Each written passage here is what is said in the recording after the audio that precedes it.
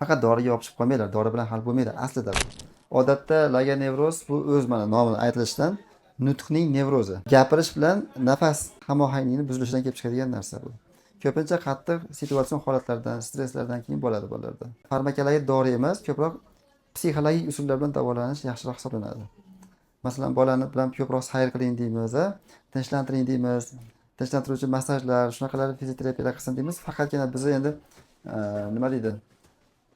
Sharoitimizni ham hisobga olishimiz kerak-da.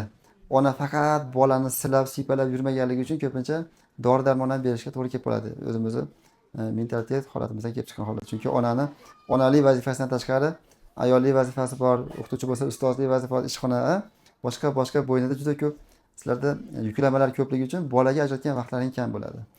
Lagenevrozda ko'proq bolaga vaqt ajratishga to'g'ri kelib qoladi. Psixolog, logoped va siz birgalikda muhitni yaxshilagan holatda olib chiqib ketish kerak. Biz nima yozib beramiz? Oddiy mana tinchlantiruvchi fizioterapiyalar yozib beramiz xolos o'zi. Ko'p dori bilan ish bitmaydi. Hop. Faqat doriga yopishib qolmanglar, dori bilan hal bo'lmaydi aslida bu. Funksional narsada bular.